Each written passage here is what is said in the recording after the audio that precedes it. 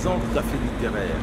Placé sous le haut patronage de l'ambassade du Cameroun à Bruxelles, une initiative très appréciée par la diaspora camerounaise.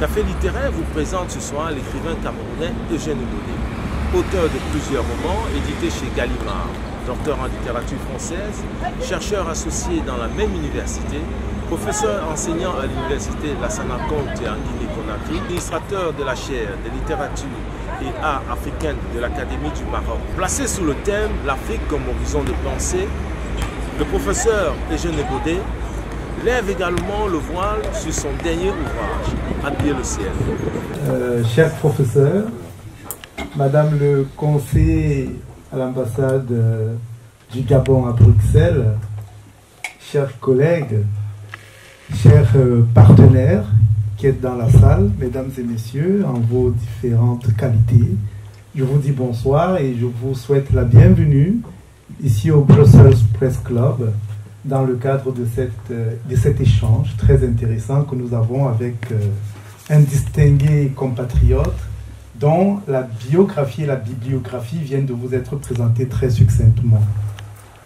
Au nom de son Excellence, Monsieur l'Ambassadeur, je voudrais tout d'abord, très cher professeur, vous remercier pour votre disponibilité, malgré votre agenda fort chargé. Vous remercier d'avoir accepté de venir partager avec nous votre très profonde contribution scientifique à l'évolution des débats qui sont contemporains et importants pour l'avenir de notre continent. Mais je voudrais également vous remercier, mesdames et messieurs, d'être venus, d'avoir accepté de participer à cette soirée qui contribue donc au lancement de notre agenda culturel qui avait été fort perturbé par les événements récents et en l'occurrence par le Covid-19 et les différentes contraintes qui y étaient attachées. Dans cet ordre d'idées, je voudrais rendre également un hommage qui, je crois, est tout à fait mérité à notre conseillère culturelle, Madame Bissou, que je vous demande également d'applaudir.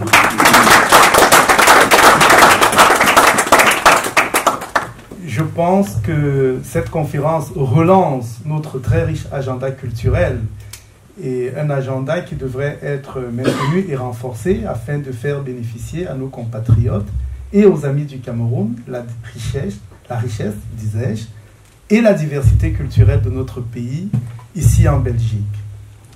Professeur, vous avez abordé plusieurs points très importants. Je dois dire que vous avez fait une véritable anthologie de la littérature et même de l'histoire du panafricanisme et de la littérature négro-africaine en général.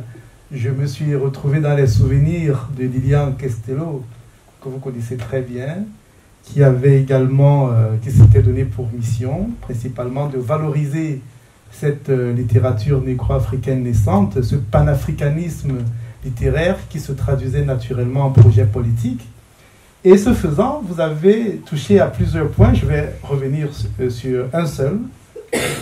Concernant le débat à l'époque sur le groupe de Casablanca et le groupe de Monrovia, pour rappeler, n'est-ce pas, les principes qui, comme vous le savez tous, structurent l'action internationale du Cameroun et qui sont constants dans l'action diplomatique de son Excellence Paul Biya, qui est président de la République, et qui sont, en l'occurrence, le respect de l'intégrité territoriale, de la souveraineté internationale, qui se fonde également sur l'intangibilité des frontières, gage de paix, gage de sécurité, gage de prospérité, mais lesquels ne sont pas dogmatiques parce que inscrits dans la perspective d'une intégration continentale qui est en marche, qui est tout à fait dynamique, parce que, comme vous le savez très bien, cette intégration régionale à l'échelle du continent africain a traversé beaucoup d'étapes et d'obstacles également, et vise à terme à construire une unité politique et économique qui se rapproche du rêve des pères fondateurs, dont Kwame Nkrumah, que vous avez abondamment cité à l'entame de vos propos. Ayant dit cela, je pense que je suis revenu sur un point que vous avez soulevé, et je dois vous rassurer que le compte rendu que je ferai à l'ambassadeur ne mentionnera pas seulement la création de l'université panafricaine comme un impératif catégorique à venir, mais je dirais à son Excellence, Monsieur l'Ambassadeur, que les échanges que vous avez eus ici ce soir avec l'Assemblée venue si nombreuse le confortent dans la mission qui est la sienne, de contribuer sur la place de Bruxelles, capitale de l'Europe, à la construction de la dynamique de l'intégration panafricaine, qui est une chance également pour l'Europe. Et je pense que M. Saverine ne démentira pas. Dans la projection actuelle de l'Europe et au regard de la récurrence des crises et des contraintes qui pèsent sur la scène internationale, eh bien, l'Europe a compris que son voisinage africain, qui est son voisinage le plus immédiat, qui est le voisinage avec lequel elle a le plus de liens historiques, mérite et appelle plus d'attention, mais avec des paradigmes qui doivent changer pour passer de l'assistanat à la construction d'un véritable partenariat. Je pense que tel est le message, en définitive, que vous avez voulu passer, en appelant à essayer de comprendre l'Afrique, qui est l'avenir de l'humanité. Alors, je voulais justement intervenir sur l'élément que vous avez abordé, en traitant, si vous voulez, du panafricanisme, qui est un sujet d'actualité, extrêmement important d'ailleurs, qui traverse actuellement le continent africain, notamment dans la partie occidentale, au vu des soubresauts politiques qui traversent ces États. Et dans la plupart des cas, nous avons souvent noté, nous, en tant qu'universitaires, qu'il nous appartient de formater la jeunesse sur le panafricanisme, tant historique tel qu'il a été, ce qu'il devrait être maintenant, mais en leur donnant beaucoup plus d'informations qui ne se limitent pas seulement à des informations politiques, mais qui soient des informations scientifiques, littéraires, culturelles, même par exemple la recherche géologique sur le continent africain, qui devrait faire fi des frontières figées qui sont là, qui n'ont absolument aucun impact positif. Je veux dire par exemple, un gisement minier découvert au Cameroun, au Gabon, au Mali, au Burkina, sont exploités par des succursales étrangères, et quand on va la part du marché que le bénéfice, si vous voulez que je vais mettre en évidence, alors est tellement restreint, insignifiant, on se demande souvent, mais est-ce que la jeunesse actuelle va accepter que la génération précédente se taise sur ces inconvénients et ne revendique pas qu'il y ait un rééquilibrage de ces parts du marché entre les constructions minières internationaux et surtout la jeunesse africaine. Et ce que je veux dire par là, c'est-à-dire que le panafricanisme, la jeunesse attend beaucoup de ces intellectuels ou des intellectuels africains qui aient un investissement transversal sur tous les plans afin que ce panafricanisme, tant historique, qui est encore d'actualité, c'est-à-dire que tous les éléments qui ont été évoqués dans le panafricanisme ancien sont encore d'actualité. Et ceci étant, la jeunesse actuelle réclame sa part de vérité par rapport à ce panafricanisme et surtout sa part de contribution à ce panafricanisme. Et cet élément, à mon avis, est transversal dans toutes les disciplines. Vous prenez l'archéologie et la préhistoire, vous me demandez d'aller faire une fouille archéologique demain matin au Cameroun, je suis prêt. Dans n'importe quel pays du continent africain, et je suis prêt parce que j'ai l'obligation scientifique, intellectuelle, de mettre cette contribution au service de l'Afrique, du panafricanisme et de l'histoire du continent africain. Je vous remercie. Professeur des lycées de lettres, langue et littérature française et traductrice. Donc, ma question portera sur la langue. Donc, nous sommes des Africains avec la multitude de langues qui est donc une richesse, mais vous l'avez déploré, les barrières linguistiques sont beaucoup plutôt des barrières physiques, sujettes au repli sur soi, au rejet de l'autre. Vous l'avez déploré. Alors, moi, ma préoccupation, c'est comment on fait, quelle est la place de la langue, d'une langue supranationale, qui pourrait donc, comme on dit, la langue véhicule les valeurs et la culture. Nous écrivons, nous parlons dans la langue de l'autre, et en tant que traductrice, je sais que une langue ne se transpose pas automatiquement dans l'autre. Donc, comment on fait pour que les cultures, on parle de l'intégration régionale par l'économie, comment on fait pour que les valeurs africaines, pour ne pas tomber dans ce qu'on a reproché à la littérature négro-africaine et à tous ceux qui ont porté la négritude, le racisme, anti-racisme, comment on fait donc pour qu'une pensée africaine puisse être traduite, puisse être celle qui est traduite par la langue. Merci. Merci beaucoup. Professeur des lycées de lettres, langue et littérature française et traductrice. Donc, ma question portera sur la langue. Donc, nous sommes des Africains avec la multitude de langues qui est donc une richesse, mais vous l'avez déploré, les barrières linguistiques sont beaucoup plutôt des barrières physiques, sujettes au repli sur soi, au rejet de l'autre. Vous l'avez déploré. Alors, moi, ma préoccupation, c'est comment on fait, quelle est la place de la langue, d'une langue supranationale, qui pourrait donc, comme on dit, la langue véhicule les valeurs et la culture. Nous écrivons, nous parlons dans la langue de l'autre, et en tant que traductrice, je sais qu'une langue ne se transpose pas automatiquement dans l'autre.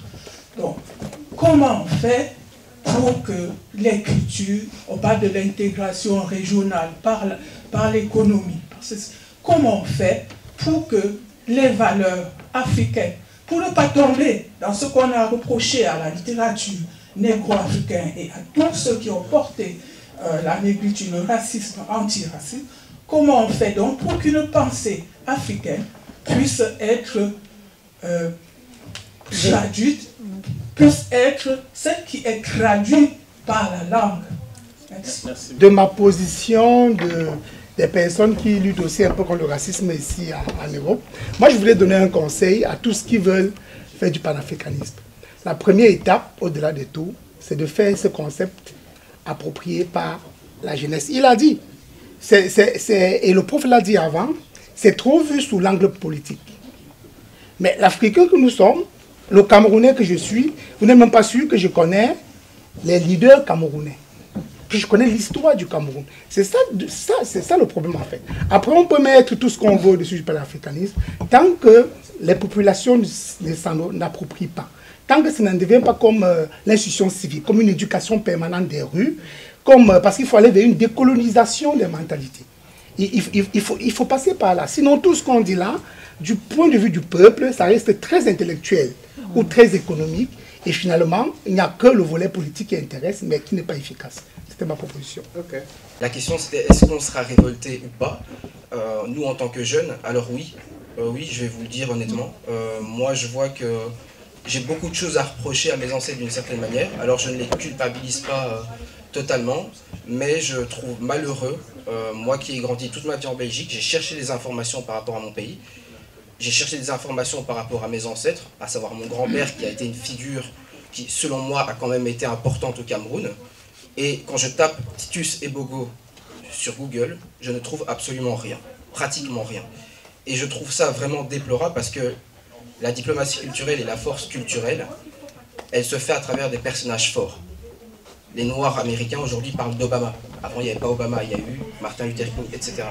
Et si nous-mêmes, nos personnages forts, nous en tant qu'afro-descendants en Europe, on ne les connaît pas ou on ne trouve pas d'informations dessus, on aura déjà du mal à se valoriser au niveau des Européens. Et étant dans la politique en Belgique, je peux vous garantir que c'est très difficile. Voilà, c'est juste une petite remarque. En matière culturelle, eh bien, pour le livre, il n'y a par exemple pas de mécanisme de distribution du livre en Afrique et dans nos zones. Le livre, il est produit pour la plupart en Occident, et quand il doit revenir, vous voyez déjà que le prix, il est trop élevé, les marges de manœuvre, voire les marges bénéficiaires de ceux qui pourraient intervenir comme distributeurs sont réduites. Donc peut-être alors le soutien de l'État Et là, on retrouve l'État régulateur et stratège, où le soutien de l'État peut intervenir. Et où la discussion peut être très intéressante pour construire ces groupes qui vont faire en sorte que nous sortions des cloisonnements alors qu'on a baissé les barrières. Et qu'on soit incitatif pour qu'il y ait des distributeurs, pour qu'il y ait... un exemple. Je suppose que le Cameroun, qui est l'un des pays dans la zone CEMA, qui est l'un des pays les plus dynamiques, et où la production agricole est très importante, les marchandises qui vont, les camions qui vont avec des marchandises au Gabon, reviennent avec quoi? On pourrait revenir avec des livres. On peut trouver là pas des spécialisations à outrance, mais pour qu'il y ait des échanges qui soient bénéficiaires finalement acquis à la population, à la croissance par la culture. Et je crois qu'il y a là aussi des réserves de croissance en matière culturelle. Comme il y a des réserves lorsque vous mettrez en avant les personnalités historiques, les sites historiques, leur valorisation, leurs indications. Et moi, je suis toujours désespéré. Quand je traverse une autoroute au Cameroun, pas de poteau indicateur pour dire ici, c'est passé tel événement, ou vous pouvez vous arrêter pour admirer tel paysage. Je ne sais pas qui disait que j'ai un agenda chargé. Oui, Arte va diffuser, va produire déjà un reportage à partir de mes œuvres littéraires et des lieux importants du Cameroun. Alors, j'ai un peu répondu à la jeunesse, à la question de la jeunesse. Elle est en attente d'horizon, elle est en attente de moyens. Elle est jeune précisément, et que les politiques publiques s'adressant à elle, il y a d'abord la question de l'éducation. Je l'ai un peu abordé avec l'idée que les traductions soient soutenues, pour que les œuvres soient disponibles d'un côté comme de l'autre. Et ça s'adressera à la jeunesse, naturellement. Et si les livres circulent, ça voudra dire qu'il y aura dans chaque commune peut-être un effort de fait pour avoir des bibliothèques. Et ça profitera en premier aux plus jeunes. Madame la traductrice m'a accompagné tout à l'heure en venant dans cette salle pour m'arrêter à la FNAC et acheter un livre pour ma fille qui a 8 ans.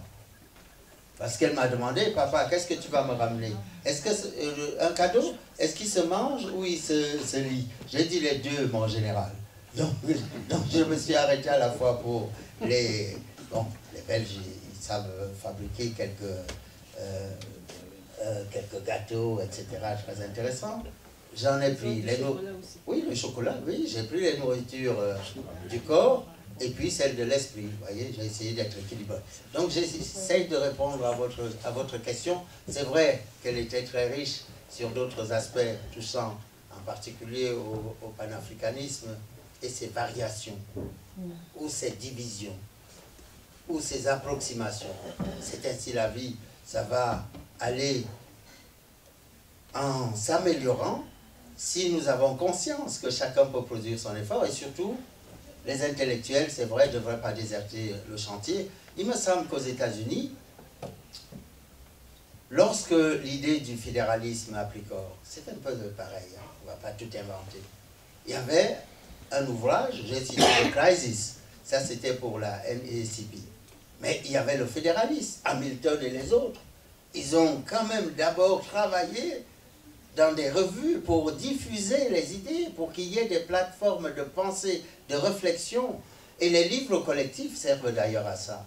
Mais on peut améliorer dans les laboratoires de recherche pour les recenser, les diffuser et permettre des coopérations, des débats, et que ce soit des débats d'idées, non pas des débats de personnes. Aïeul, ou de votre grand-père, qui est une figure. Eh bien, je crois que le site de l'ambassade du Cameroun existe. Peut-être que vous pourrez envoyer à la culture, d'ailleurs, des éléments pour interroger. Il y a des archives nationales qui peuvent être interrogées aussi, pour qu'on retrouve les traces, si ce personnage a réellement été historique. Et puis, il y a les historiens, dont c'est le métier. Et si les historiens n'ont pas pu le faire, il peut y avoir aussi des commandes publiques pour dire il y a une personnalité qui n'a pas été exposée alors qu'elle le mérite. J'ai vu qu'il y a un film qui vient de sortir sur un boxeur juif qui était Poids-Mouche, je crois, et qui venait de Tunisie. Un juif tunisien. Vous n'avez pas vu ça? Et il a été complètement ignoré et broyé dans les champs, les camps de la mort. Et ce ne sont que des recherches qui ont permis de l'excaver. Ça existe, des oublis. Mais il ne faut pas s'en contenter. Et vous-même, vous pouvez, à travers un site, eh bien, remettre au goût du jour avec des personnes qualifiées, parce que l'histoire ne s'improvise pas non plus. Il faut dater, il faut être assez fidèle, il faut recouper les informations. C'est un travail sérieux pour que vous ne soyez pas ni dans la sous-exposition, ni dans la surexposition. Donc c'est une question d'éducation et une question de spécialistes qui vont vous accompagner. Cela dit, j'ai marqué ici, y compris dans mes propres recherches, la vocation à ne pas me contenter des absences de l'histoire.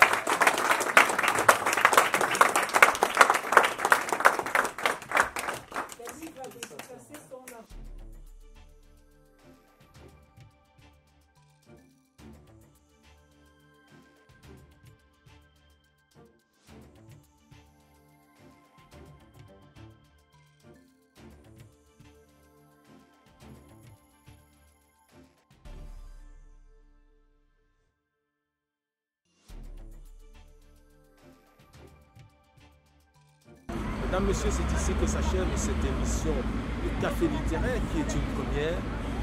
Je vous donne rendez-vous pour le prochain numéro. À très bientôt.